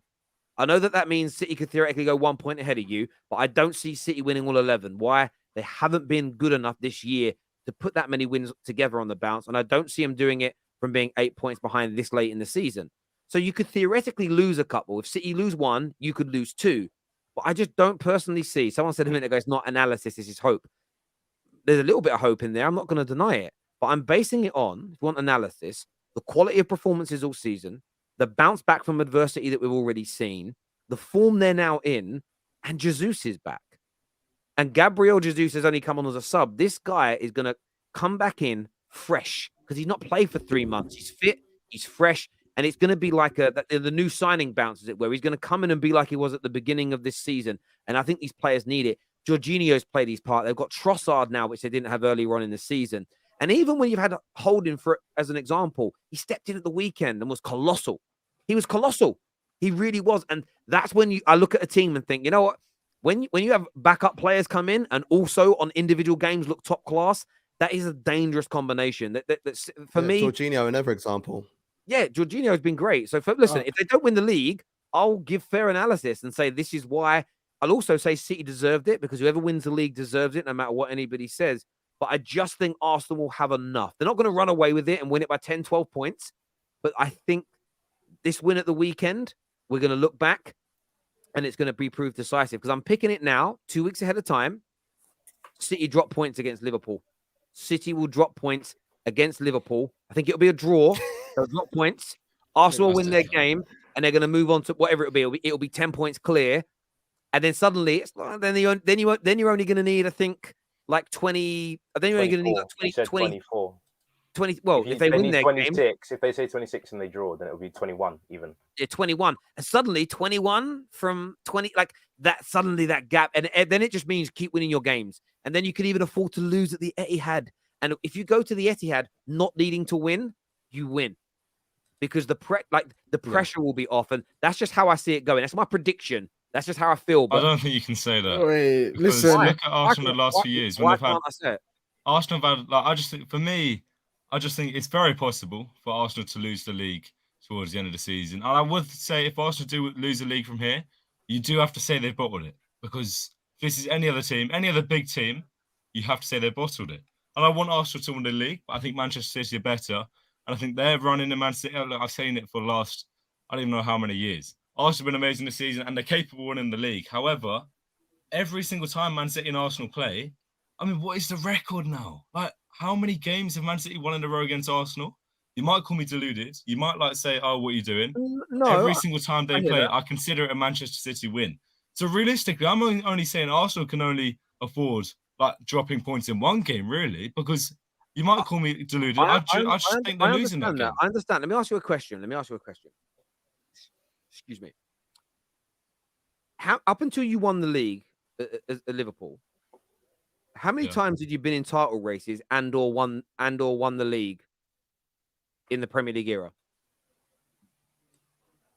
None. Liverpool one race before that. Two races before that. One race. 09. But they often started many seasons as one of the favourites, and they fell away or they bottled things, especially them in the league. They won cups, but they always bottled the league. Liverpool. When you guys were challenging for your league title, and then you won your league title, your history didn't matter anymore, did it? What do you mean? You were such a good team, that Liverpool side that got 97 and 99 points. You were so good. It didn't matter that previous years under different managers for decades, you'd bottled the league because you were so good. The point is this Arsenal team this is the best Arsenal team since the Invincibles, and it's one of the best Arsenal teams domestically so far that the club has ever produced. They are above the average points at this stage of the season of every single Man City team, barring the Centurions, who have pushed mid to high 90 points every year. This is not the same Arsenal of 5 years, 10 years, 15 years ago. It is a completely different animal. And the reason I brought up the Liverpool point is so that maybe you can see where I'm coming from by how different you felt in 2019-20 versus how you felt 3 years prior, 5 years prior, even how you felt in 2013, 2014 when you just missed Liverpool, out. Terry. It's not about Liverpool. Again, no, you're missing my point. He's trying to equivalate it to. I'm giving you an equivalence of your Liverpool team when you won the league was a different beast to Brendan Rodgers' team and Rafa Benitez's, right? Yeah. This Arsenal team, in my opinion, is a different beast. Of course it is. You can tell that by their consistency and by their ruthlessness throughout the majority of this season. They've had a 3-game wobble. That is all they've had. This team is relentless. So I think people saying they've bottled it before, they'll just bottle it again. I think it's disingenuous to what we have witnessed on the football pitch. The same as I predicted you to win the league the year you won the league. And my reason for it was because I saw a different Liverpool team. A different side, a different mentality, a different ethos to the game, a relentlessness, a killer instinct. And this Arsenal team has got exactly the same thing. And people can deny it if they want. They can deny it if they want. But this team is ruthless. And if they do miss out on the league, it is going to be by a hair's breadth, and they're going nowhere. They are not one-season wonders. They're not winning the league because of like a Leicester year where none of the top 6 play particularly well. They're winning the league because this is one of the best individual performances Arsenal Football Club has ever had in a league campaign. And it's disrespected too much by football. Again, we're looking a bit too far ahead in the future, but there is definitely a chance that this team is a one-season wonder. But that's a thing for another day. That's too far ahead. And from the proof, you can only go off the proof that is given to you. All I want to say is rivals who are saying that they're going to crumble, it's literally just hope. They just need to accept the fact that this Arsenal team is good. You know what I mean? Drop the agenda, drop whatever you're saying, and just be like, yo, you know what? Yeah, this Arsenal team have been brilliant. Because you're not, let's be brutally honest here. Let's be honest about the elephant in the room. It's not Arsenal Football Club that they don't like. The Arsenal team are not dislikable. They play good football, good young players. The characters in the team are very likable as a whole. I don't really dislike a particular Arsenal player. Say I don't really like Robertson, or many people don't like Bruno, or you know what I mean? There's many people that don't like Harry Kane. Like there's players in these teams that you just generally dislike. Arsenal don't really have many of those. It's not because of Arsenal Football Club or the team. It's because of the fan base. Arsenal Yeah, facts. fans have been a thorn in everyone's side for 20 odd years. And because of that, that is why rivals don't want Arsenal to win. And that's it. Once you let go of that, once you get past the fact that, it's because I don't want Gav and Amanda to be screaming and shouting down the road for 2 years. I guarantee you Arsenal fans will hold on this for forever long. And we could win three trophies, 3 Premier Leagues, and they'll still be like, yeah, but that one time we won it, we were better than you. Like that, they will do that. And I'll be there. I'll be there with that. We'll be there. But once you It's the get past first one in that, 20 years, man. Come on, let me have it. yeah, but once you get past that, like you have to accept that this is a good team, good young team who have got a bright future ahead of them. It's like asking me who do I want to win the league. It's like asking me who do I want to kiss my fiance, my brother or my best friend. Like I don't want either thing to happen, isn't it? So I've got to a point of acceptance. I don't really care. I can only speak for myself, and I agree with everything you said. It's nothing to do with Arsenal fans. It's nothing to do with my hatred towards anyone. I just literally think Manchester City are a better team because, I mean, they have the best goal scorer in the world. I rate all the players at Man City higher than I rate the players at Arsenal. The manager, I think we all rate the manager at Man City higher than we rate Arsenal's manager. I just think it's that simple, and I just think they're going to edge it towards the end of the season because they'll win that game against Arsenal, and then the margins are small. Mate, listen, and I don't think that's. I'm not really having a pop at you. The reason I use Liverpool as an example is to make you understand, because you said when I said I think they'll win it for these reasons, you said you can't say that. My example was to explain to you why I believe my opinion holds water. And that's the thing with opinions. Everybody will be, if you're wrong, it'll be you were completely wrong. My logic as to why I think they can win the league isn't wrong, even if they fail to win the league, because the logic stands up because there's precedence for it inside the Premier League. There's a super chat here that says, only heard the season wonder narrative about Leicester and Arsenal. The system Arteta has built is too good just to fall away. Players' decisions are made for them before they even receive the ball. And I think that's so true. And there's so many good players in this Arsenal team right now. It's crazy. We asked the Arsenal fans this yesterday, and I wanted to put this out to you all. I want to go David first. How good is bukayo Saka in your opinion? Like, how good is he now in terms of ability, outputs, consistency of performance? How good is this man? I think, and it's going to sound a bit mental, but I think the whole thing with the Euros has made him a really good player, because I think that's probably the lowest he was ever going to be in his career, and he's almost taken it into his stride, and he's just popped, and he's become this player who is so unfazed by everything. And I think because he went through quite a tough time after he missed the penalty, I think he's almost become a lot more thought out and a lot colder in these situations where it's just this is just what I do in training, top corner. I felt like Saka when he was a bit younger was I've got in this position, but I'm playing for Arsenal, bang, and now he's got used to it, and he's got used to being on the big stage, and now every week it's just performance.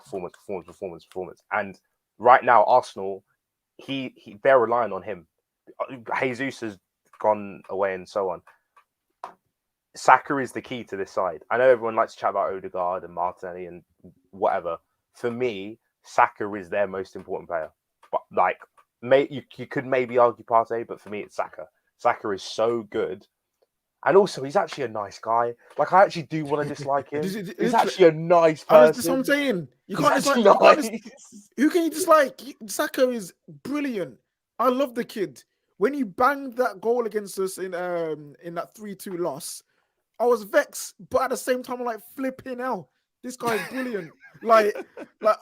He's one of those players that you will probably at one point in your life do a standing ovation for against your when he plays against your team. Oh, that's because he's just been. I think it depends what he goes on to do. R9 got that at Old Trafford once. You know what I mean? There's certain players that when they play against you, they will do something. You just say, you know what? Yeah, hands down. I just gotta applaud that because that was amazing. He's got the ability to do that. And when I say why would a fan base do that if he's a rival player? It's everything about him. We've seen good players come to whatever club and bang goals against us, don't get standing ovation. But players like Ronaldinho, players like Ronaldo, players who just make you fall in love with football, they get that kind of respect. And I don't care. Saka's becoming one of those players. I genuinely love the way he plays. I wish we had him. If we had him Yeah. on that right hand side, we'll be cooking. Like we'll be set. Yeah, he would He's be brilliant. 100%. Rashford on one side, him on the other. It'd Yeah. be naughty. I still, But I I still just think that as well, Yeah. it's mad that Arsenal over the years we've been hated for many reasons, I understand. But the All or Nothing series on us has actually won over a lot of rival fans. I have a lot of rival fans talking to me going, man, I want to hate Arsenal, yeah, but this and that happening. I really like how this person acting, and really like how this person has come across, and this, that, and the other. So it's almost like, as weird as it sounds, like we're becoming a lot of people's second team. You know, people don't mind us at the moment, and I think that's where, as you were saying about the fandom, you know, if Arsenal go on and win the league, the fans are, as mad as it sounds, are going to ruin it for Arsenal as a club just by just going on. And I'm going to be one of them. I don't mind. I don't mind admitting it. I'm going to be one of them screaming it and shouting it because I'm bored of talking about 2004. My brother was 6 years old. He don't remember it. I want Arsenal to win the league for him and his legacy. So like he can then talk about it to his friends and his family. You know what I mean?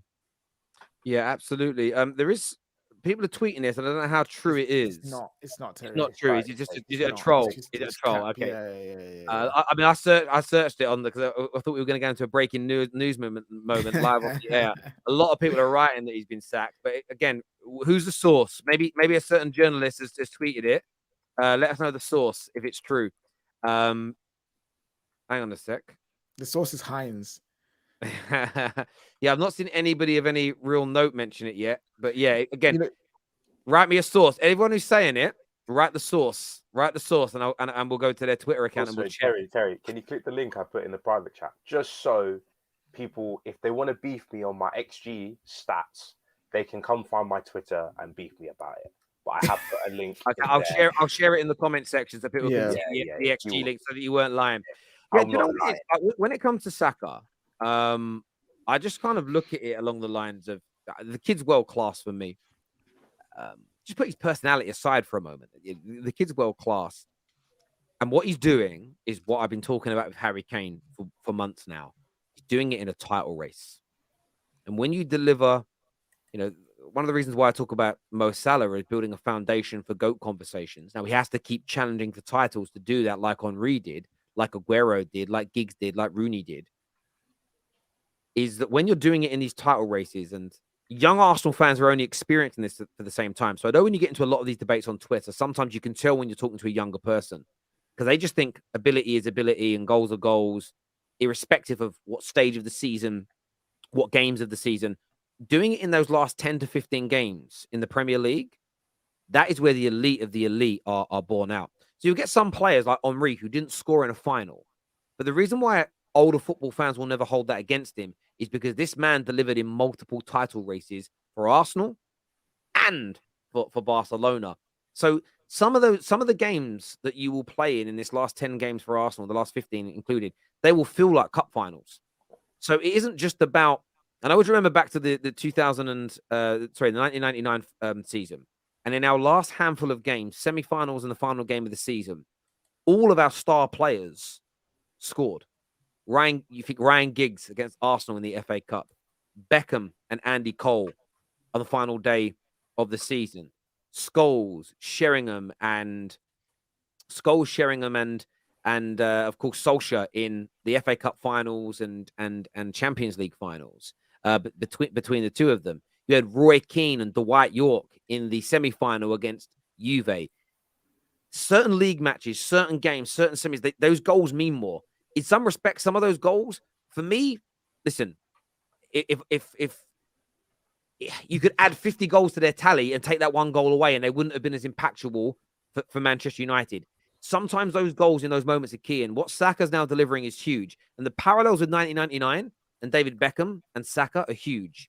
The abuse, the berated nature after a disappointing international competition, but the bounce back. And Saka's done it at a younger age as well, which is testament to him, to Arteta, and what Arsenal have done around him, because this kid is something special. Yes, he doesn't have the technical ability of an Eden Hazard, but he's going to deliver more. This guy will be more consistent of a performer over the next decade than Hazard was. Hazard at his peak, you would say, is a better technical football player on ability. but on application, on consistency, and on work rate, Saka is going to outdo him. He will therefore produce more output, and I think he'll have a more successful career. I think he'll win more, and I think he'll achieve more as a footballer, not as, oh, who's better on ability. The ability conversation's for kids, but it's about deliverance.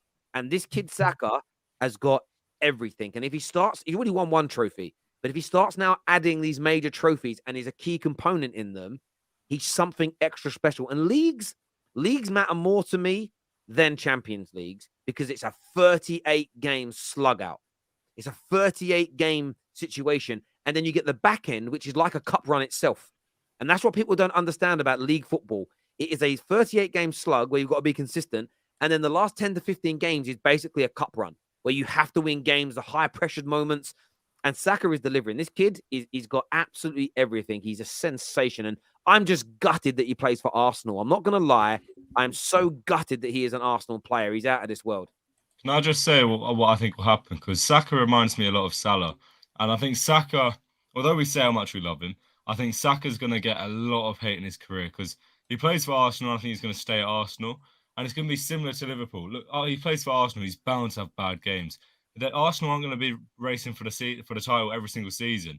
It's going to be like they drop off a season. And Saka's still getting all right goal contributions like Salah's doing this season.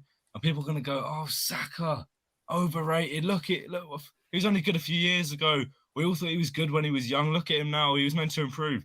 And it's because the standards go up and people just forget how good these players actually are because the standards go from here was a surprise how well they're doing. And then you raise the standards and they're still about meeting them, but they're going, well, you're not exceeding them anymore. And it's just like, where do you draw the line? Because with Salah, remember Salah's first season? Amazing. I know we're not speaking about Salah, but I just think it will be very similar. The way Salah started off so good. And because his standards are so high now, if he's not scoring 40 goals a season, it's like, yeah, he's all right, but it's, he's probably leaving at the end of the season now because he's not performing that well. It doesn't really add up. And it's football fans at the end of the day. Listen, and the reason I use Hazard as an example is Hazard is such a good player. 2 league titles, Champions League winner. This guy was an absolute, well, he won the Champions League with Real Madrid, to be fair, but this guy was such a top-class player. There's no doubt he's a top-class player. Everything he's won at Madrid, I kind of discount because he's not been integral in any of those teams. But he was brilliant. And I think if you say who's the best of the two, I'd look at Eden Hazard as an individual footballer. He's probably better. But that isn't what legacy is all about. It's everything else. Like Hazard has been, like, he hasn't even been discussed as an important part of football for 3 years now? 4 years now? Like, he faded away. I think Saka's got the mental aptitude to go on for a long time and be influential. And I think once Arsenal are back in that Champions League, if he starts performing in that competition as well, that's where your levels skyrocket because the rest of the world starts to take even more notice. But yeah, this kid is something extra special for me. This here says if Arteta wins the league, he has as many league titles as Klopp or Premier League titles in half the amount of time. Sonny is trying to protect Klopp and the Liverpool era, is what Joshua Lovelace says here. Arsenal thrive off haters this season. Keep it up, is what Silva says. Terry, you just mudded and disrespected the top 6 clubs by saying Arsenal are champions elect. You don't do that. No player or manager is dumb enough to say that. But Wizzo, if you predict City to win the league, you're saying they're champions elect as well. Champions elect means the team you think will go on to win. So anyone who's predicting City is doing the same thing. But thank you. Every time Arsenal gave City a chance to go first, they only done it once. For 3 days, they were first. Now we are 8 points clear again. But yeah, Gary, we will crumble. Sure. Obviously, a dig there at Gary Neville. Franz here says Terry has been sucking off Arsenal the whole season. I've got all my lollipops here. I've got all my Highbury lollipops ready to go. The banter is coming, bro. Don't worry. Ask Liverpool how difficult the title race can be. I know how difficult it is. And if they win it, whose dick you sucking? Not mine, by the way. I don't want that. I've accepted the Arsenal could win the league in October as a United fan. I don't see how Arsenal don't win. They are the most complete team this season, is what YUFC has got to say. If MCW rest of the game, what does that say? Man City win the rest of the games. Arsenal can't even drop a draw. It's true. If City do, but I just don't see them winning. They've improved. I just don't see them winning 11 games on the bounce. I just don't see it from here. Arsenal won't win the league with one more draw than City. If City beat West Ham and Arsenal, still wide open, more than likely that City will beat West Ham. Maybe they will. But then they've got to win their other games as well. It's going to be intriguing. Sad Arsenal won't get the credit they deserve until they win it all of a sudden when they're top. The new narrative is the league is uncompetitive. Yeah, I hear you on that. Both Arsenal and City have played Liverpool, Brighton, Chelsea, Southampton, Leeds, and West Ham. City have Fulham, Brentford, and Leicester. Oh, they have to play the same teams as well. That's actually mad. That's amazing, actually. That's crazy. Arsenal are a different breed this season, and different breed this season. The so-called run that City are expected to go on is the run we are on now. We've been expected to bottle it the whole season, but yet to happen. You're absolutely right, D. You're absolutely right there, my friend. Watch the games instead of using XG because we created a lot of promising situations that didn't turn into shots via Again, I literally said you're going to win the league. I literally think you're going to win.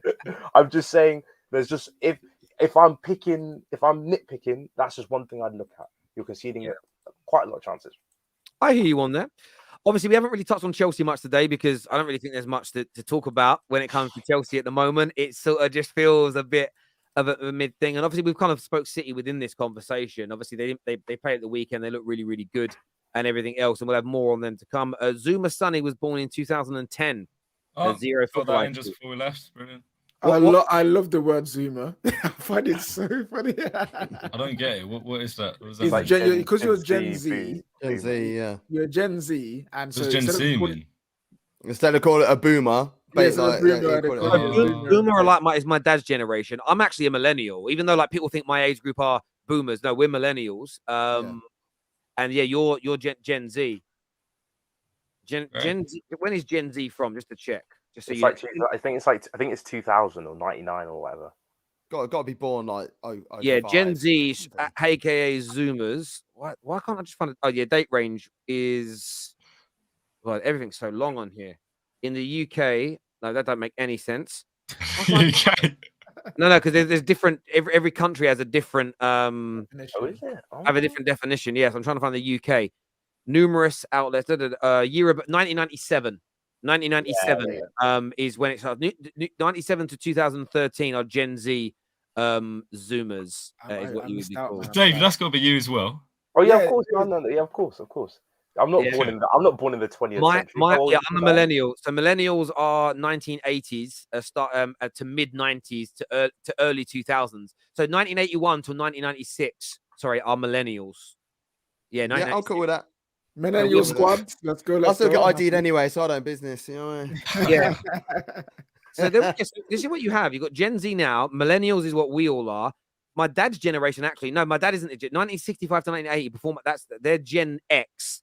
So they're the kind of people that are now in their like 40s. The Karens are basically like Gen X. And then my dad's generation, 1946 to 1964, they're called boomers, baby boomers, because they're the ones that and by the way, there is a population crisis on the way as well. I read about that the other day, but anyway, that's another conversation. I believe Arsenal, and ironically, the next generation are going to have to be baby boomers again, but there we go. I believe Arsenal would win the title. City just not there. Liverpool is a must win for City. I agree with you 100%. 93 points with Chelsea wins the league. 91 points with Inter wins the league for the first time since 2010. But Conte is the problem.